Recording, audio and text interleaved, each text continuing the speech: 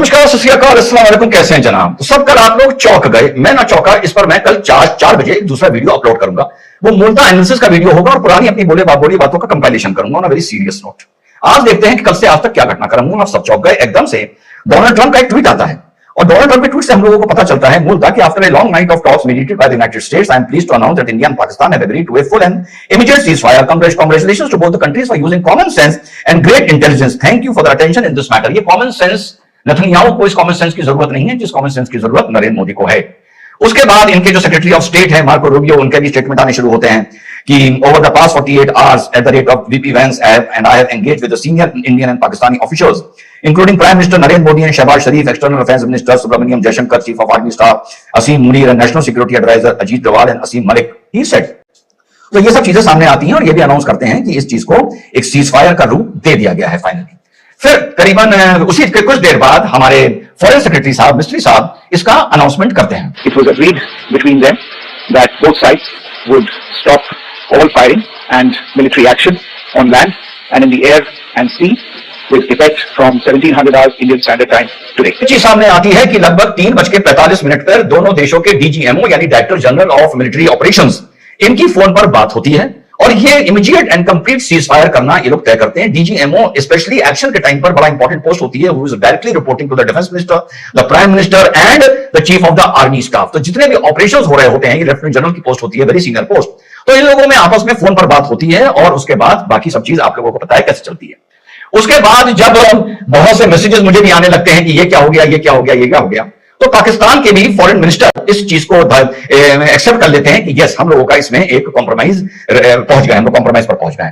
अब उसके बाद ये हल्ला मचता है रात को कि पाकिस्तान ने इसका वायलेशन किया है। उसके बाद मिस्त्री साहब फिर से रात के 11 बजे एक एड्रेस करते हैं, स्टेटमेंट देते हैं। भारत और पाकिस्तान के डीजीएमओ के बीच जो पिछले कुछ दिन से चल रही सैन्य कार्रवाई को रोकने का समझौता आज शाम को हुआ था। पिछले कुछ घंटों से इस समझौते का पाकिस्तान की ओर से घोर उल्लंघन हो रहा है और उसके बाद ये खबर आती है कि हमने अपनी फौज को बिल्कुल फ्री हैंड दे दिया है इस चीज का जवाब देने के लिए। और फिर अमेरिका से पाकिस्तान को मिलाया जाता है, सऊदी अरेबिया से मिलाया जाता है। हाँ, इसमें सऊदी का भी रोल माना जा रहा है। इवन डोवाल साहब ने चाइना बात की है, ये चीज भी फैक्ट सामने आए। ईरान का भी इसमें रोल माना जा रहा है, लेकिन चाइना ने इसमें एक स्टैंड लिया है। उसने कहा है कि जहां तक सुरक्षा की बात है, हम पाकिस्तान के साथ खड़े होंगे। अब उसके बाद फिर उमर अब्दुल्ला का ट्वीट आता है कि भैया ये क्या हो रहा है, कौन सा सीज फायर है, श्रीनगर में तो धमाके सुनाई दे रहे हैं।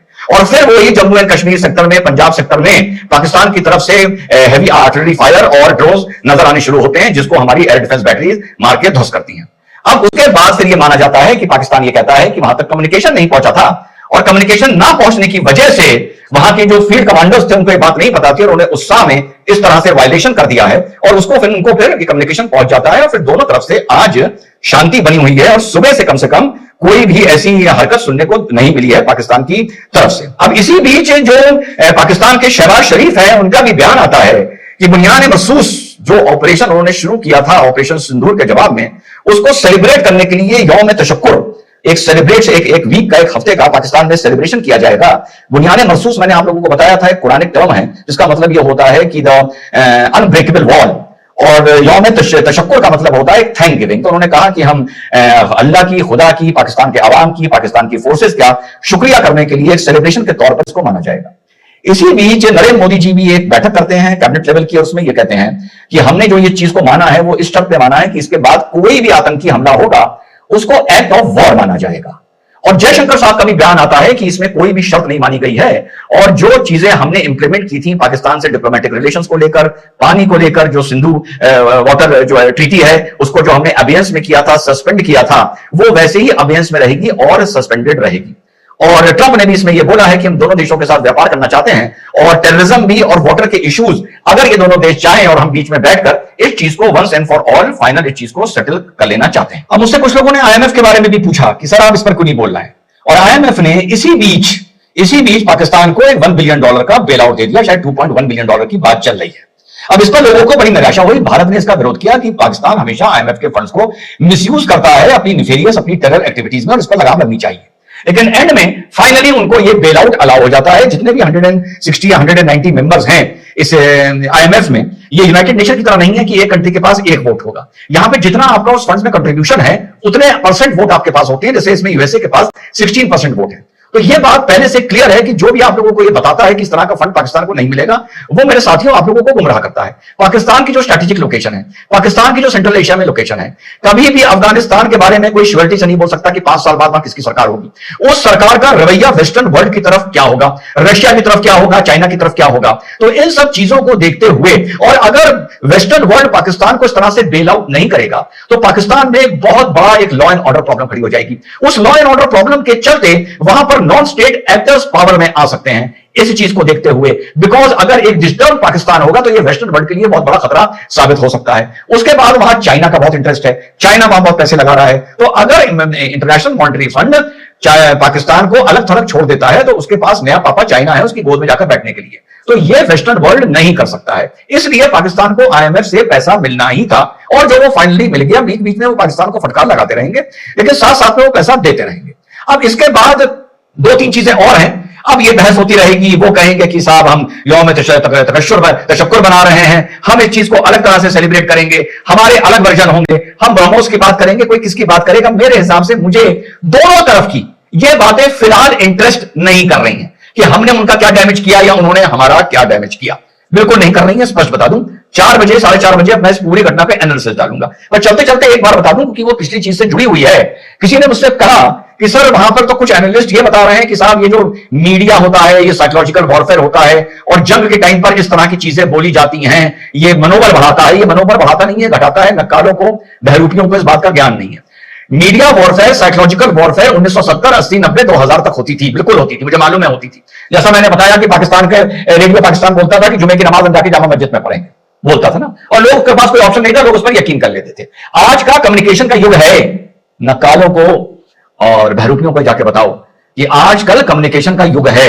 आज तुम जब बोलोगे कि कराची पोर्ट पर को हमने ध्वस्त कर दिया, तो आधे घंटे बाद कराची एयरपोर्ट से रीलें वायरल होनी शुरू हो जाएंगी कि कराची एयरपोर्ट कैसे चल रहा है, और पूरी दुनिया को यह बात पता चल जाएगी। जब आपकी 7 अक्टूबर की इजराइल की घटना हुई तो वहां पर हमास, एग्जाम्पल दे रहा हूं, क्या गलत कम्युनिकेशन कर सकता था दुनिया को, क्या साइकोलॉजिकल वॉरफेयर खेल सकता था कि हम इजराइल में घुसे और हम इजराइल में घुसते जा रहे हैं और हमने आधा इजराइल घेर लिया। ये कर सकता था, हो सकता है 70 में कर देता, लेकिन अब कर सकता था। कब हमास घुसा हमें पता चला। इजराइल ने क्या, हमास ने क्या जाके किया, 1 घंटे बाद पता चल गया। इजराइल ने क्या कार्रवाई करी है, फिर 1 घंटे बाद पता चल गया। फिर इजराइल ने क्या बॉम्बिंग करी है, 1 घंटे बाद पता चल गया। फिर हमास का गाजा का क्या हुआ, हम लोगों को पता चलता रहा। तो क्या कम्युनिकेशन के जरिए ये जो ये मूर्ख और बेवकूफ आपको बता रहे हैं कि इस तरह से ये साइकोलॉजिकल वॉरफेयर खेली जाती है, बच्चों का दिमाग करप्ट कर रहे हैं एजुकेट करने के बजाय, तो हमास चाहता, या ईरान ने जब उस पर मिसाइल अटैक किया था, या हुतीज ने किया था, तो क्या इसको वो कम्युनिकेशन वॉर में बता सकते थे कि हमने इजराइल को तबाह कर दिया, हमने इजराइल को बर्बाद कर दिया? नहीं बता सकते थे ना। वो जमाना और ज्यादा इस तरह की बातें करी जाती थी। आजकल कम्युनिकेशन के युग में नहीं करी जा सकती। हां, अगर एग्जांपल दे रहा हूं, हमने कोई वहां के पोर्ट पर अटैक किया है, हमने वहां मिसाइल दागे हैं, वहां पर 10% डैमेज हुआ है, आप उसको 30% बता सकते हैं, इतना चलता है। लेकिन पूर्ण जो ये नक्काले हैं, बहरूपिये हैं, देश को मिसगाइड करने वाले हैं, इन्फैचुएटेड लोग हैं, बिना अनुभव के एक्सपर्ट्स हैं, ठीक, उनको ये नहीं पता कि ये फॉर्मूला फेल हो चुका है। अब ये फॉर्मूला साथियों मिसकम्युनिकेशन का, इल कम्युनिकेशन का नहीं चलता, दोनों तरफ से चला, दोनों तरफ से कहीं चला। क्या ऐसी चीज आपने पाकिस्तान की सुन ली हमारे बारे में जो आपने यकीन कर लिया, या क्या उन्होंने ऐसी चीज हमसे सुन ली जो उन्होंने यकीन कर लिया? नहीं करा ना। हम अपने हिसाब से अपने कंटेंट दे रहे थे, वो अपने हिसाब से कंटेंट दे रहे थे, और आगे भी ये होगा। तो वो दौर और था जब इस तरह से communication warfare and psychological warfare खेले जाते थे। वो दौर लगभग सन 2000 के बाद खत्म हो गया है। अब आप उसको डिनाई नहीं कर सकते, थोड़ा 19-20 कर सकते हैं, पर उसको आप डिनाई नहीं कर सकते। जो बुनियादी तौर पे झूठे लोग हैं, जिनको अनुभव नहीं है, जो बरगराना चाहते हैं, वो एक एक्साइटमेंट क्रिएट करना चाहते हैं और पूर्णतः फर्जी देशभक्त हैं, वो ही इस तरह की मेरे भाई बात करेंगे। एक प्रैक्टिकल आदमी, एक अनुभवी आदमी, एक सच्चा आदमी, वो भले अपने देश के लिए हंसते हंसते जान दे दे, लेकिन वो इस हद तक नहीं गिरेगा। हमारा भगत सिंह नहीं गिरा था, हमारे सुभाष चंद्र बोस नहीं गिरे थे, हमारे चंद्रशेखर आजाद नहीं गिरे थे, तो हम क्यों गिर जाए इस देशभक्ति के लिए? आप बताओ, हम क्यों गिर जाए? अरे सुभाष चंद्र जी ने एक फौज खड़ी करी, वो लड़ी, वो बढ़ी आगे, यही सत्य था ना, यही आज तक सत्य है ना। क्या सुभाष चंद्र जी ये बोलने को बोल सकते थे कि हम मारते मारते अंग्रेजों को दिल्ली तक पहुंच गए? उन्होंने नहीं बोला ना। तो जिनकी हम बातें करते हैं, जिनको हम आइडलाइज करते हैं, यार उनसे हम 5% ही ईमानदारी सीख लें। तो इस तरह का, फिर बता रहा हूं, नक्कारों से, बेईमानों से अनुभव इस बार बहुत खराब रहा है मीडिया का। आप लोगों को 1-2 दिन पहले वॉर के ये बवाल शुरू होने से पहले मैंने दिखाया था कि 6 साल पहले अभिनंदन के टाइम पर मैंने कहा था कि मीडिया का, यूट्यूबर्स का, ब्रॉडकास्टर्स का रोल 2 कौड़ी का था, 2 कौड़ी का था। 6 साल में कुछ ना बदला, तब भी ये 2 कौड़ी के थे, आज भी ये 2 कौड़ी के हैं। तो बच्चों, मुझसे छोटो, अपने को मिसगाइड ना करो, इन सब चीजों से अपने आप को एजुकेट करो, ठीक। जय हिंद, वंदे मातरम। शाम के 4-4:30 बजे इस पूरी घटनाक्रम पर अपना एनालिसिस दूंगा। ये सिर्फ एक सॉर्ट ऑफ रिपोर्टिंग थी। जय हिंद, वंदे मातरम, खुदा।